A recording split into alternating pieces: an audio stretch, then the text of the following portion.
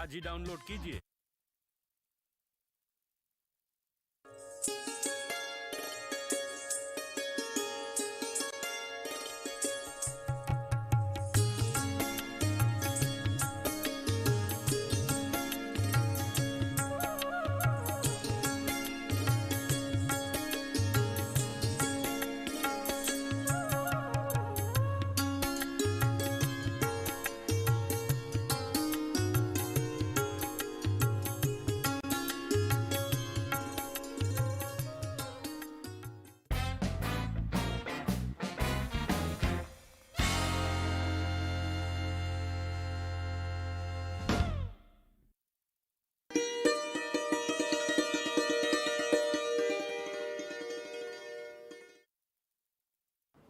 आज की इस महफ़िल में आप सब का खैर मक़दम है।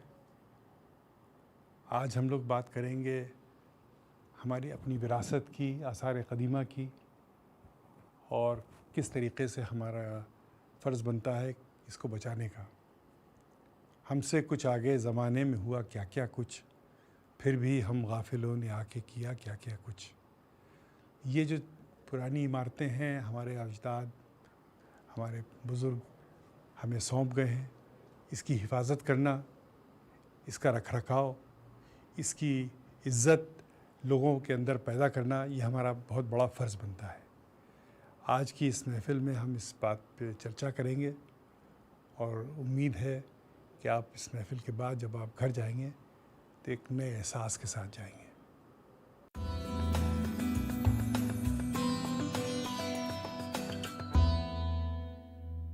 तो आज हमारे बीच जो हमारे मेहमान ख़ुसूसी हैं, doctor Syed Jamal Hasan, director archaeology ASI, और Vikas Mallu, head of archaeological state department of archaeology, head engineer हैं। आप लोगों ने दोनों ने बहुत काम किया है। आपका पूरे नेशनल लेवल पे काम बहुत बड़ा है, आपका स्टेट लेवल पे बहुत काम है। इससे पहले कि हम अपने सामाईन से पूछें और उनका नज़रिया लें, आपसे सुनना चाहेंगे कि इस मुद्दे को लेके हमें क्या सोचना चाहिए, क्या करना चाहिए, क्या हमारे फ़राइज़ हैं, क्या सरकार के फ़राइज़ हैं, और किस तरीके से मीडिया इसमें शामिल हो सकता है इस मुहिम को आगे बढ़ाने में। जमाल भाई। देखिए, आर्कियोलॉजिकल सर्वे ऑफ इंडिया, इसे उर्दू में आसार क़दीमा कहते हैं, ये 152 साल पुराना डिपार्टमेंट है जो पूरे हिंदुस्तान की जो कदीमी जो इमारतें हैं और जो पुरानी साइट्स है उसकी हिफाजत कर रहा है, और 152 साल से इसकी देखभाल और मरम्मत करता चला आ रहा है। आसार क़दीमा में अलग अलग हमारी ब्रांचेज़ हैं। एक हमारी ब्रांच है, उसको एक्सप्लोरेशन एक्सकवेशन कहते हैं। जब 1947 में हिंदुस्तान पाकिस्तान का बंटवारा हुआ तो जो बड़ी बड़ी अच्छी जो साइटें थी, जो नाम आपने सुना होगा बचपन से, मोहनजोदड़ो, हड़प्पा, चन्हूदरो, ये सब पाकिस्तान में चली गई। तो 1947 के बाद हम लोगों के, हमारे जो सीनियर्स थे, उन्होंने उस ज़माने में राजस्थान, पंजाब, गुजरात में, उस रीजन में पूरा एक्सप्लोरेशन किया, यानी खोज की। गांव-गांव जाके उन्होंने ढूंढा कि यहाँ पुरानी चीज़ें क्या हैं। तो जो पुराने माउंट्स मिले, उसके बाद वहाँ पे खुदाइयाँ की गई, और ये साबित हुआ कि जितनी पाकिस्तान में साइटें हैं उससे ज़्यादा हिंदुस्तान में साइटें हैं। ख़ास करके राजस्थान, पंजाब, हरियाणा, गुजरात, सिंधु घाटी सभ्यता से।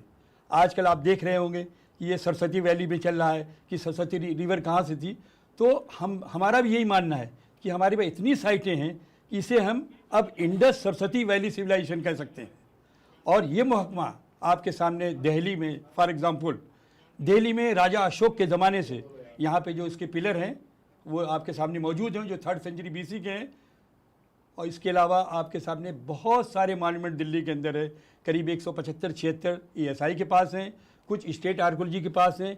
इसी तरह से पूरे हिंदुस्तान में जो बड़े बड़े मॉन्यूमेंट्स हैं जो वर्ल्ड हेरिटेज के हैं, जैसे ताजमहल, कुतुब मीनार, अजंता, एलोरा, कारले, भाजा, मतलब इस तरह की चीज़ें, सारनाथ, नालंदा, लखनऊ का बड़ा इमामबाड़ा, ये सारी चीज़ें जो हैं आर्कियोलॉजिकल सर्वे ऑफ इंडिया देखती है। और हमारी दूसरी ब्रांच है वो है कंजर्वेशन की। तो जो पार्ट मॉन्यूमेंट्स का थोड़ा बहुत जहाँ जहाँ डैमेज होता है उसको हम ऐसे अंदाज से रिपेयर करते हैं कि दूसरा देखने वाला नहीं बताएगा कि इस चीज़ को आपने मरम्मत की है।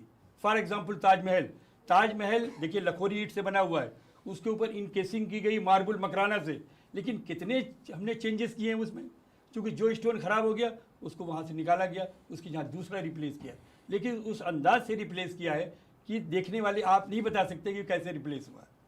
और तीसरी ब्रांच हमारी एपिग्राफी ब्रांच, जो पुरानी मस्जिदों में, मंदिरों में या और किलों के अंदर जो पुरानी लिखावट होती है, ब्रह्मी, खरोष्टी, अरबी, फारसी, उसकी पूरी स्टडी करती है। इसकी हमारी अलग ब्रांचेज हैं, जो नागपुर में अरबी फारसी की है, और संस्कृत और दूसरी साउथ इंडियन लैंग्वेजेस के लिए मैसूर में ब्रांच है, वो ये काम करती है। इसके बाद हमारी एक साइंस ब्रांच है। साइंस ब्रांच का काम है कि जो आपने देखा होगा अक्सर मंदिर के अंदर या मस्जिद के अंदर लोग तेल दिया वगैरह बहुत जलाते हैं, पूरी पूरी मूर्ति काली हो जाती है, उसके कलर बदल जाते हैं, तो उसकी सफाई करना, प्लस जो हम खुदाई से जो सामान को बाहर निकालते हैं, जैसे फॉर एग्जांपल सिक्का निकाला और कोई मूर्ति निकली, अब सिक्का पढ़ाई नहीं दे रहा है, क्योंकि इस पर इतना ज़्यादा पैटिनेशन है कि आप नहीं पढ़ सकते, तो उसकी सफाई करते हैं। मंदिरों में, किलों के अंदर पेंटिंग्स होती है, पेंटिंग डैमेज हो रही है तो उसका प्रिजर्वेशन करते हैं। तो उसकी हमारी दो एक्चुअल ब्रांच है, साइंस ब्रांच का काम अलग है और स्ट्रक्चरल कंजर्वेशन का काम अलग है। इसके साथ हमारी एक गार्डन ब्रांच है, जो मॉन्यूमेंट के अंदर गार्डन रखती है, मतलब मेंटेन करती है, लान कैसा हो, इसमें दरख्त कैसे लगाए जाएं, उस ज़माने में कौन से थे, फॉर एग्जांपल मुग़ल पीरियड में कैसे थे, तुगलक पीरियड में कैसे थे, तो उस ज़माने में बाग बगीचा कैसा था, तो उसी तरह के प्लांट लगाए जाएँ। तो हमारे पास बहुत सारी ब्रांचेज़ हैं। फिर प्लस कस्टम ब्रांच है। कस्टम ब्रांच का काम है, जब लोग यहाँ से एंटीक ले जाना चाहते हैं या कोई ऐसी पुरानी चीज़ें ले जाना चाहते हैं, तो एयरपोर्ट पे हमारी विंग होती है जो उसको चेक करती है क्या ये 100 साल से ज़्यादा पुरानी चीज़ है, अगर वो ज़्यादा पुरानी तो वो नहीं जाने देंगे। इसी तरह से हमारा टेम्पल सर्वे है, नॉर्थ का अलग है, साउथ का अलग है, जो एक एक पीरियड की, कुषाण पीरियड के, गुप्ता पीरियड के, किसी भी पीरियड के मंदिरों पे स्टडी करती डिटेल में। फिर हमारा एक दिल्ली में एक ब्रांच है अंडर वाटर आर्कोलॉजी, समुद्र के अंदर क्या क्या चीज़ें हमारी अंदर चली गई समुद्र के, उसको कैसे निकालें और उसको कैसे स्टडी करें। जैसे द्वारका है, क्या चीज़ें उसके अंदर पानी में चली गई, तो अलग अलग तरह की हमारी सारी ब्रांचेज हैं। तो आर्कियोलॉजिकल सर्वे ऑफ इंडिया का एक बहुत बड़ा कंट्रीब्यूशन है अपने देश की विरासत को बचाने के लिए, और इसमें सारी पब्लिक जनता का कंट्रीब्यूशन भी बहुत ही ज़रूरी है। क्योंकि आपने अक्सर देखा होगा दिल्ली में इतना खूबसूरत कुतुब मीनार है, लेकिन जब आप उसमें घूमेंगे तो देखेंगे लोग पान खा के थूक रहे हैं वहाँ पे, तो अपने नाम लिख रहे हैं, तो उससे ज़्यादा लोग उसको डैमेज करते हैं। तो जब तक आप सब अपने दोस्तों को, साथियों को ये न समझाएं कि इसी से हमारी पहचान है, हिंदुस्तान में जितने मॉन्यूमेंट्स हैं हर प्रकार के हैं, यानी हमारा जो भारतवर्ष है वो इसलिए महान कहलाता है कि कश्मीर के मॉन्यूमेंट्स, पहाड़ों के मॉन्यूमेंट, समुद्र के अंदर भी जंजीरा फोर्ट, बहुत सारे फोर्ट हैं महाराष्ट्र में जो समुद्र के अंदर हैं, दिल्ली के अंदर जो मॉन्यूमेंट्स हैं या जो समुद्र के किनारे हैं, हर तरह के जो है तरह मॉन्यूमेंट्स भारतवर्ष में बसते हैं, जो वर्ल्ड में किसी दूसरे मुल्क में इतनी वेराइटी ऑफ मॉन्यूमेंट्स नहीं मिलेंगे। जहाँ बर्फ़ गिर रही वहाँ भी हम कंजर्वेशन करते हैं, और जहाँ एकदम ह्यूमिडिटी है वहाँ भी काम करते हैं। दिल्ली जैसे प्लेन एरिया में भी काम करते हैं। हिल फोर्ट्स हमारे पास हैं, पहाड़ों के ऊपर एक से एक मंदिर हैं, आपके सामने बद्रीनाथ, केदारनाथ, गंगोत्री, यमुनोत्री आपके धाम हैं। तो आर्कियोलॉजिकल सर्वे ऑफ इंडिया का ये काम है कि अपनी पुरानी जितनी भी हमारी तहजीब की जो जो चीज़ें बची हैं उसकी हिफाजत करना। लेकिन पब्लिक का कंट्रीब्यूशन तो बहुत ही ज़रूरी है, क्योंकि गांव में कोई मॉन्यूमेंट्स है तो गांव के ही लोग वहाँ पे हैं, तो रोज़ जब तक उस पर नज़र नहीं रखेंगे तो बहुत सारे मंदिरों से सुनते होंगे कि 1000 साल पुरानी मूर्ति चोरी हो गई, 2000 साल पुरानी चोरी मूर्ति हो गई। अगर पब्लिक में जागरूकता है, लोग ध्यान रखेंगे, तो कभी चोरी नहीं हो सकती किसी मंदिर से या किसी मस्जिद से या किसी चर्च से, किसी गिरजाघर से कोई चोरी नहीं हो सकती। विकास भाई, आप कुछ इस पर रोशनी डालिए इससे पहले कि मैं। हसन साहब ने जैसा बताया कि जो आसार कदीमा आर्कियोलॉजिकल सर्वे ऑफ इंडिया जो है वो तो एक ऑल ओवर नेशन वाइड के मॉन्यूमेंट्स को डील कर रहा है, बट हर स्टेट के अंदर अपने कुछ लोकल इंपॉर्टेंस के मॉन्यूमेंट्स भी होते हैं, तो उनको देखने के लिए उन स्टेटों में अपने स्टेट डिपार्टमेंट ऑफ आर्कियोलॉजीज भी हैं। तो उसी तरह से दिल्ली के स्टेट डिपार्टमेंट ऑफ आर्कियोलॉजी को हम लोग डील करते हैं बेसिकली, जो कि टोटल दिल्ली में जितने मॉन्यूमेंट्स हैं 1317 मॉन्यूमेंट्स हैं, पर सारे आसार कदीमा जो आर्कियोलॉजिकल सर्वे ऑफ इंडिया है वो डील नहीं कर रहा है। वो अपने नेशनल इंपॉर्टेंस के लेवल के मॉन्यूमेंट्स की देख रेख और उनका ध्यान रखते हैं। उसके अलावा जो लोकल लेवल के जो इंपॉर्टेंस के मॉन्यूमेंट्स हैं उसको state department of archaeology deal करता है। आसार कदीमा बेसिकली बहुत पुराना डिपार्टमेंट है, जैसा आपने बताया कई 100 साल पुराना है, पर स्टेट डिपार्टमेंट ऑफ आर्कियोलॉजी 1980 में बना था और हमारे चैलेंजेस अलग टाइप के थे। इनका पूरा सेटअप जो है काफ़ी डिटेल, जैसे इन्होंने बताया, अलग अलग ब्रांचेस वगैरह हैं इनकी। एक्सकेवेशन ब्रांच अलग है, म्यूजियम ब्रांच अलग है और कंजर्वेशन ब्रांच अलग है।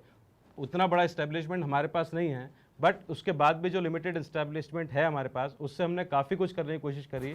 2004 में हमारा एक्ट यहाँ पे दिल्ली में मॉन्यूमेंट्स जो हैं उनको प्रोटेक्टेड डिक्लेयर करने के लिए 2004 में लागू हो चुका है और उसके हिसाब से हम लोग धीरे धीरे टोटल हम लोगों ने 250 मॉन्यूमेंट सिलेक्ट किए हैं जो कि हम लोग प्रोटेक्टेड डिक्लेयर करने जा रहे हैं, other than those which are being already declared protected by the archaeological survey of India.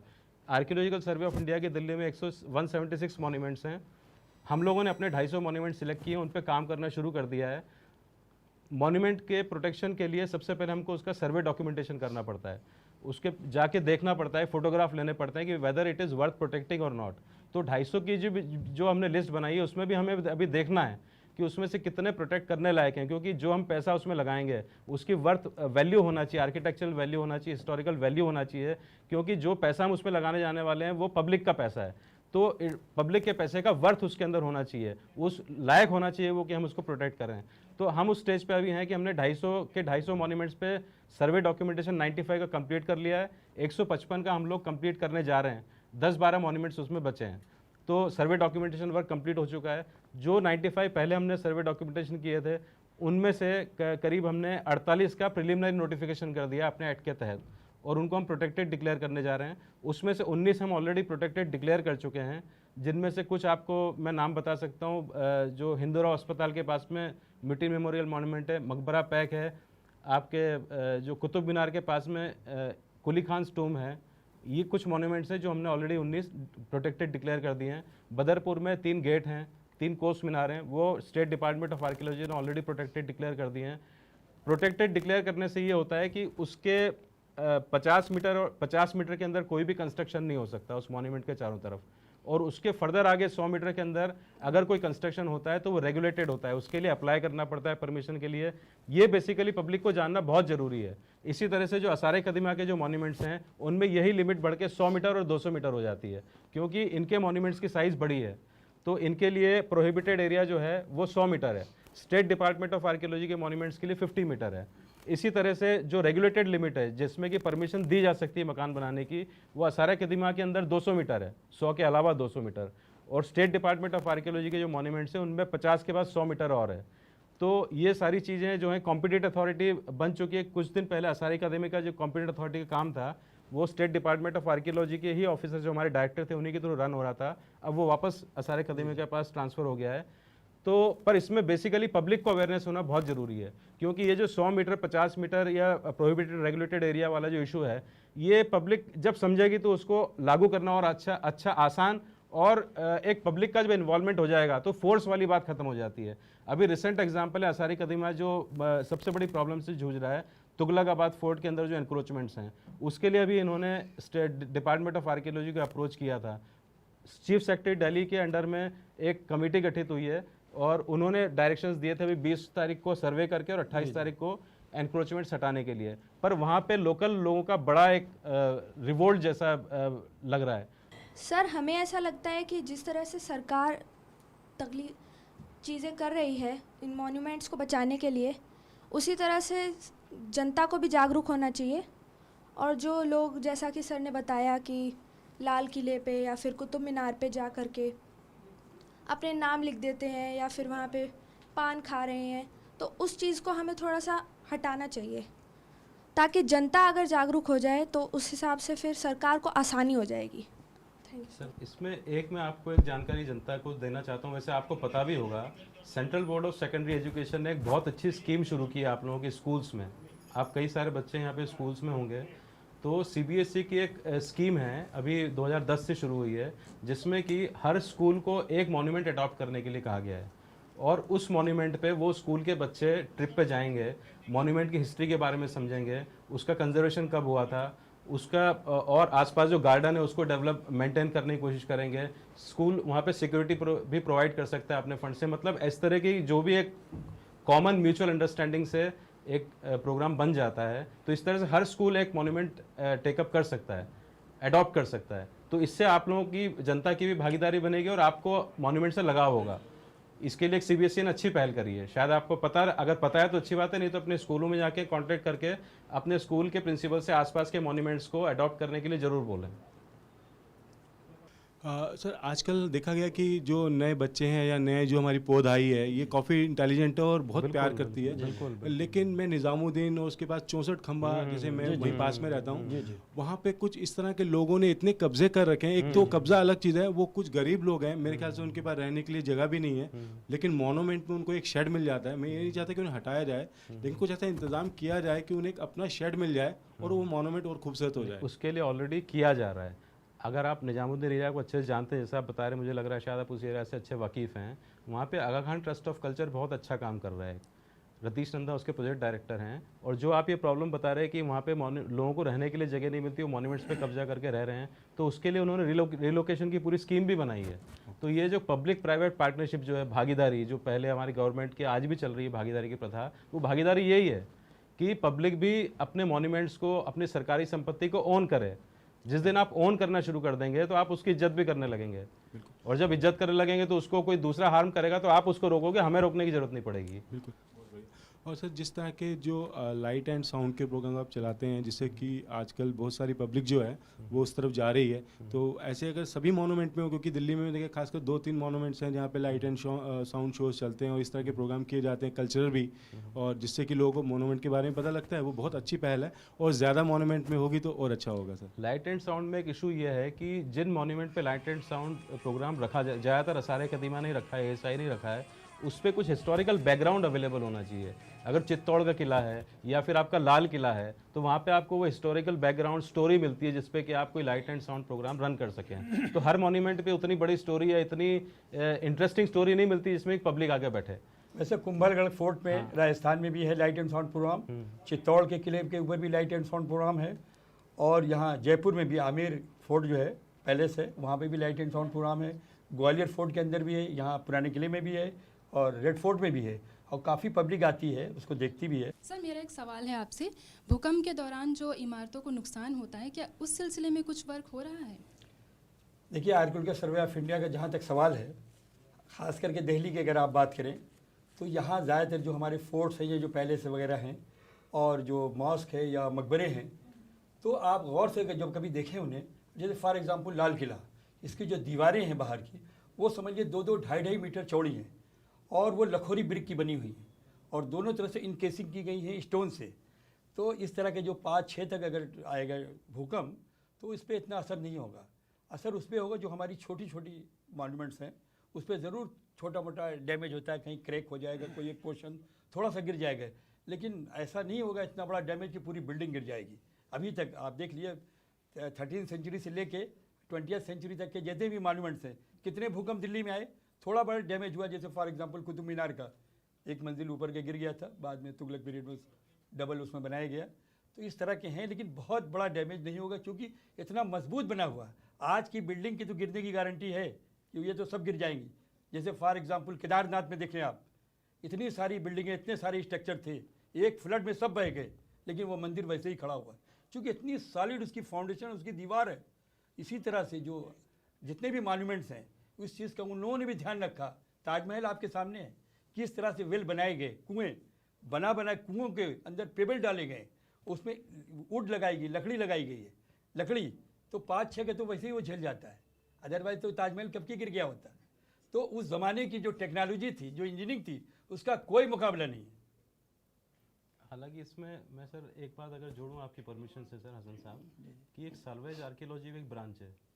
Ji salvage branch में हम लोग करते हैं, तो जी उसमें साल्वेज करते वो हैं। इसी से रिलेटेड है। साल्वेज जैसे और भी ब्रांचेस बताइए आपको हसन साहब ने। एक साल्वेज आर्कियोलॉजी मतलब कि अगर कोई मॉन्यूमेंट है, उसका प्रॉपर डॉक्यूमेंटेशन किया जाता है, उसकी पूरी ड्राइंग बना ली जाती है, जिसमें जहाँ पे ऐसी कोई संभावना लगती है कि कहीं बाढ़ से उसको खतरा हो सकता है, कहीं पे वैसे नॉर्मली हर मॉन्यूमेंट की होती है, तो आप उसको इस तरह से पूरा डॉक्यूमेंट कर लेते हैं कि आप चाहें तो उसको अगर वो बाय चांस खुदा ना खास्ता इतनी सब प्रिकॉशंस के बाद भी, उसके बाद भी अगर गिर जाता है, तो उसको वापस वैसा का वैसा रिकंस्ट्रक्ट कर सकते हैं। नहीं, हमारे डिपार्टमेंट ने बहुत सारे ऐसे मंदिर जो कि डैम के अंदर आ रहे हैं, तो डैम वालों ने पहले बता दिया कि आप इसका सर्वे करिए, तो बहुत सारे मंदिरों को हम लोगों ने डिसमेंटल किया और उसको ऊपर ला के ट्रांसप्लांट करके ऊपर लगाया वापस उसको पहाड़ पे वैसा के वैसा सेम उसको वैसे बना ही दिया set, वैसे क्योंकि क्योंकि पूरा वहाँ पे documentation बाढ़ के करने अंदर के आ बाद- रहा था, तो उसकी पूरी डॉक्यूमेंटेशन की जाती है, एक पत्थर का उसके ऊपर निशान लगाया जाता है और उस पत्थर को बिल्कुल वैसा के वैसे वहाँ ले जाके जोड़ के बिल्कुल हूबहू वैसा के वैसे, खाली जगह बदल जाती है उसकी। सर जैसे मैं बेसिकली यूपी से हूँ सर, जी जी तो हमारे तो सर एक कन्नौज जिला है, हाँ, हाँ। जहाँ पर सर एक पुराना किला है। जी जी तो सर किले में हालांकि वो टूटा फूटा है सर, जी जी तो वहाँ पर अक्सर एक बार मैं गया था तो मैंने अंदर देखा तो वहाँ कुछ लोग पत्ते खेल रहे थे, हाँ कुछ भैंसे बांधे हुए थे, कुछ जी, जी, डैमेज जी। गाड़ियाँ खड़ी हुई थी। तो हमने जब पूछा भाई यहाँ पे आप ऐसे क्यों क्यों, ये तो गवर्नमेंट प्रॉपर्टी है। नहीं, बोला ये मेरे बाप की प्रॉपर्टी है, ये तो टूटी फूटी है, तुम इससे क्या। मैंने भाई मेरे अगर ये ऐसा नहीं है गवर्नमेंट प्रॉपर्टी, आप गंदा नहीं कर सकते, साफ नहीं कर सकते तो गंदा क्यों करते हो आप। तो वो भड़क पड़ा, तो मैंने उसको नहीं समझाया ज़्यादा। तो मैं ये कहता हूँ सर जो डैमेज होते हैं किले, जी जी जो टूटे फूटे होते हैं, उनका सर क्या होगा, उन पर कोई एक्शंस क्यों नहीं होते। नहीं देखिए, ऐसा मैं बताऊं, हिंदुस्तान में इतनी ज़्यादा इमारतें हैं। मैंने जैसे अभी बताया कि 3780 केंद्र सरकार देखती है, इसके अलावा करीब 15,000 इमारतें जो हैं स्टेट आर्कियोलॉजी के अंडर में आती हैं। इसके अलावा लाखों इमारतें, जैसे मेरे पास ये किताब है, मैं आपको ये दिखाऊं कि राजस्थान की फोर्ट्स ऑफ राजस्थान, ये मैंने लिखी। तो इसमें मैंने आर्कियोलॉजिकल सर्वे ऑफ इंडिया के अंदर जो फोर्ट्स हैं उसका जिक्र किया और जो स्टेट गवर्नमेंट के अंदर उसका जिक्र किया है। इसके अलावा 219 फोर्ट्स जो मैंने ढूंढे हैं इसमें लिस्टिंग किया है, जिसका कोई माई बाप नहीं है। तो मैं चाहता हूं जो बड़ी बड़ी संस्थाएं हैं जो काम करना चाहती हैं वो इन मॉन्यूमेंट्स को देखें, जिसे न केंद्र सरकार देख रही न राज्य सरकार। तो ऐसे मॉन्यूमेंट को इस तरह की संस्थाएं देखें। जैसे भाई साहब ने अभी बताया कि इस तरह के लोग गंदगी कर रहे हैं या ख़राब कर रहे हैं। असल में हमारे देश में सबसे पहले आदमी रोटी कपड़े मकान की बात करता है। आप यकीन मानिए, मेरा भी एक्सपीरियंस है, मैं 1977 से इस डिपार्टमेंट में हूँ, आर्कियोलॉजिकल सर्वे ऑफ इंडिया में, इस प्रोफेशन में। 1% या 2% लोग जो हैं हेरिटेज के बारे में, अपनी विरासत के बारे में इतना शौक रखते हैं। अदरवाइज कोई नहीं परवाह करता। जो इन्होंने कहा ना, ताश खेल रहे हैं, भैंस, कितने में लोग रह रहे हैं। जैसलमेर फोर्ट में चले जाइए, 4000 आदमी उसके अंदर रह रहे हैं। कितने फोर्ट्स में लोग रह रहे हैं अपने हिसाब से। कहते साहब ये तो मेरे बाप दादाओं के ज़माने से मैं तो चला आ रहा, मैं कहाँ जाऊँ। मतलब बता रहा हूँ, क्योंकि इतना ज़्यादा है, इतनी मूर्तियाँ हमारे उसमें हैं हिंदुस्तान में। इतनी चोरी होने के बावजूद आप मध्य प्रदेश में चले जाएँ, राजस्थान, हज़ारों हज़ार मूर्तियाँ हैं, हमारे पर रखने के लिए जगह नहीं है। क्योंकि इतना पैसा होना चाहिए। कितने म्यूज़ियम बनाएंगे आप। आर्कियोलॉजिकल सर्वे ऑफ इंडिया के 44 म्यूजियम्स हैं, कुछ स्टेट के पास है। आप जब जाएंगे स्टेट, इवन नेशनल म्यूजियम के ले लीजिए, दिल्ली राजधानी, यहाँ तो जब आप सामने जाते हैं तो आम पब्लिक तो अंदर घुसने को डरेगी जब वो सिक्योरिटी देखेगी, इस बिल्डिंग को देखेगी। लेकिन हमारे जो मॉन्यूमेंट्स हैं वो तो गांव में, विलेज में ऐसी जगहों पे है कि इसी ने उनका भैंस वाला चला जा रहा है, वो बांधा हुआ है, कोई खेती कर रहा है, कोई जो जिसकी जो मर्जी कर रहा है। तो ये तो है बहुत बड़ी, मतलब नुकसान तो हो रहा है इसका। तो कोशिश ये होनी चाहिए आज के ज़माने में, क्योंकि मीडिया के ज़रिए लोग तो पहले इस डिपार्टमेंट का नाम भी नहीं जानते थे। फैक्ट बता रहा हूँ, आर्कियोलॉजिकल सर्वे ऑफ इंडिया लोग प्रोनाउंस नहीं कर सकते थे कि ये कौन सा डिपार्टमेंट है। भाई मैं जब आया हूँ तो मुझे लोगों ने, अरे ये किस डिपार्टमेंट में जा रहे हो, तो हमने ऐसे ही मजाक किया, पुरानी चीज़ों वाला डिपार्टमेंट है, तो लोगों ने समझा।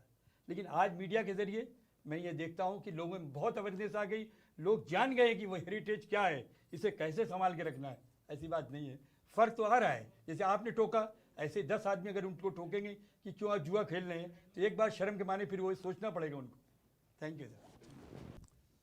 आप लोगों ने सुना हमारे ख़ास मेहमानों को, हमारे जो सामाईन थे उनके नज़रिए, उनको भी फ़िक्र है, आपके पास बहुत से सुझाव हैं। लेकिन हमें कहीं ना कहीं इसकी एक बड़ी तस्वीर देखना चाहिए। ये देखना चाहिए कि किस तरीके से हमारा इतिहास जो है आज बच्चों तक पहुंच रहा है, उसकी क्या अहमियत है। ये भी देखना चाहिए कि दुनिया में क्या होता है, किस तरीके से पुरानी चीज़ों की कदर होती है, किस तरीके से वो पुरानी चीज़ें उनके लिए एक एसेट बन जाती हैं। लोग पूरी दुनिया से उन चीज़ों को देखने आते हैं, नई चीज़ कोई देखने नहीं आता, सिर्फ पुरानी चीज़ देखने आते। और जब वो लोग आते हैं तो किस कदर आपकी इकॉनमी को फ़ायदा होता है, किस कदर नौकरियां मिलती हैं, किस कदर काम बढ़ते हैं। तो जब तक ये दायरा नहीं समझ में आएगा, इसका पूरा जाविया नहीं समझ में आएगा, तब तक हम लोग कुछ नहीं कर सकेंगे। वो जो आदमी ताश खेल रहा है, ये जो भैंसें बांधे हैं, उसको इसका अंदाज़ ही नहीं कि वो कहाँ बैठा है और क्या कर रहा है और उसकी क्या अहमियत है। अभी हिंदुस्तान में बहुत सी ऐसी हमने देखी हैं, छोटे छोटे शहर हैं, मिडीवल टाउन्स हैं, जो उसी खूबसूरत अंदाज से अभी तक ज़िंदा हैं। चंदेरी है, जी हाँ जी चंदेरी, इस तरीके के छोटे छोटे गांव हैं और छोटे छोटे शहर हैं जो बिल्कुल नगीने की तरह जी हैं, जी और लोगों को उनके अंदर रहने में वही पुराना मज़ा आता है। लेकिन अब सवाल ये कि अब आप विलायत में जाएं तो वो आपको बहुत से सैकड़ों ऐसे गांव मिलेंगे जो सदियों पुराने हैं। यहाँ पर छोटे छोटे गांव जो हैं वो एकदम से बदल रहे हैं, उनमें भी एक एक एक एक, एक नई जी जी एक क्या कहते हैं अंदाज से रहने का, नए अंदाज से रहने का एक उमंग है कि सीमेंट का स्ट्रक्चर हो, स्लैब्स लगें, ये लगें, वो लगें। तो हम लोग अपनी विरासत को पूरे तौर पे समझ नहीं पा रहे हैं। जी जी नहीं, हमारे क्या राजस्थान में जैसलमेर है, अब जैसलमेर फोर्ट तो ही है, इतने टूरिस्ट आते हैं राजस्थान में सबसे ज़्यादा, वो इसीलिए आते हैं जी। क्योंकि वहाँ की बिल्डिंगें बहुत अच्छी मेंटेन हैं, पुराने जितने भी पैलेस वगैरह हैं बहुत अच्छे मेंटेन हैं।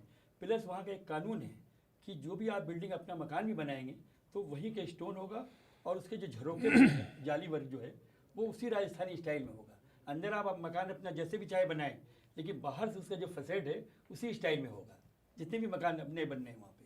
अब ये कानून बनाया हाँ, है। इस तरह का इससे कानून टूरिस्ट सबसे ज़्यादा मुझे लगता राजस्थान में है दिखे कि जाते हैं। तो जब हिंदुस्तान आप किसी भी गली में जाएंगे तो लगेगा कि अरे हम जी। राजस्थान के जैसलमेर में हैं। तो इस तरह का हाँ, इस तरह का कानून, होना चाहिए, इस तरह जी, की क्या कहते हैं आगाही जी जी जी हर शहर में होना चाहिए, हर पुराने क्या कहते हैं कल्चर में होना चाहिए। जैसे लखनऊ है, बनारस जी, है, लखनऊ का जी। इनको सबको एहसास होना चाहिए कि हमारी जो पुरानी चीज़ है इसको जब हम ठीक करें तो हम उसी तरीके से ठीक करें जैसी वो कभी थी।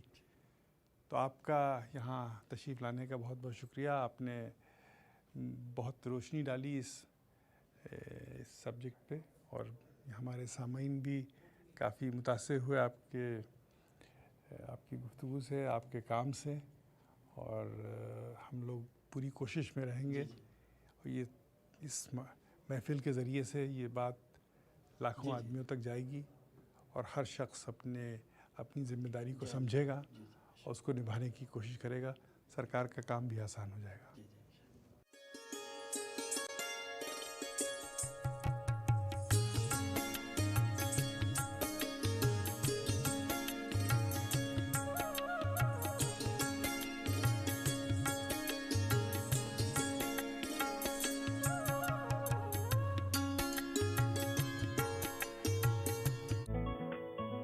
कुफ्र काफिर को भला, शेख को इस्लाम भला,